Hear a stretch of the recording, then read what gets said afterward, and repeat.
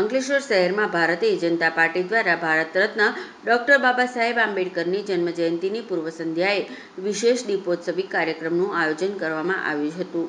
ભાજપે રાષ્ટ્રીય, રાજ્ય અને શહેરી સ્તરે આ કાર્યક્રમનું આયોજન કર્યું હતું. અંકલેશ્વર રેલવે સ્ટેશન ખાતે સ્થાપિત ડોક્ટર આંબેડકરની પ્રતિમાની સાફ સફાઈ કરવામાં આવી હતી. ત્યારબાદ પ્રતિમા સમક્ષ દીપ પ્રગટાવવામાં આવ્યા હતા. કાર્યક્રમમાં ભાજપના પ્રદેશ હોદ્દેદારો દિનેશ રોહિત, અંકલેશ્વર શહેર ભાજપના પ્રમુખ ધર્મેન્દ્ર પુષ્કળા અને નોટિફાઈડ એરિયા ભાજપના પ્રમુખ જય તરૈયા સહિતના નેતાઓ અને કાર્યકરો ઉપસ્થિત રહ્યા હતા. તમામ નેતાઓએ ભારતીય બંધારણના ઘડવૈયા ડોક્ટર બાબા સાહેબ આંબેડકરને શ્રદ્ધાસુમન અર્પણ કર્યા હતા. આદરણીય શ્રી ડોક્ટર બાબા સાહેબ આંબેડકરજીની 134મી જન્મ જયંતિ નિમિત્તે પાર્ટીને નક્કી કરેલ કાર્યક્રમો મુજબ સમગ્ર દેશમાં, રાજ્યમાં અને જિલ્લાઓ અને વિધાનસભા લેવલ પર બાબા સાહેબ ની જન્મ જયંતિની ઉજવણી કરવાનો કાર્યક્રમ નક્કી કરવામાં આવ્યો હતો.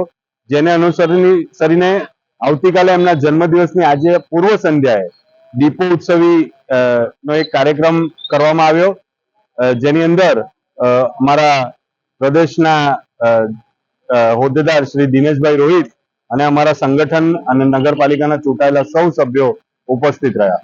અસ્તુ. જય જય ગરવી ગુજરાત. ભારતીય જનતા પાર્ટી સમગ્ર ભારતની અંદર અને ગુજરાત રાજ્યની અંદર ડોક્ટર બાબા સાહેબ આંબેડકરની 134મી જન્મ નિમિત્ત ઉજવી રહ્યા છે. એના સંધ્યાના ભાગરૂપે આજે અંકલેશ્વર વિધાનસભામાં ડોક્ટર બાબા સાહેબ આંબેડકરના સ્ટેચ્યુને સાફ સફાઈનું અને સાથે સાથે દીપ ઉત્સવનો પ્રાગટ્યનો કાર્યક્રમ રાખેલો છે. એમાં ભારતીય જનતા પાર્ટી હર હંમેશા ડોક્ટર બાબા સાહેબ આંબેડકરને અનુસરણ કરીને વાળી પાર્ટી છે. આ દેશની અંદર એક જ એવી પાર્ટી છે કે જે ડોક્ટર બાબા સાહેબ આંબેડકરના સિદ્ધાંતોને વળેલી છે.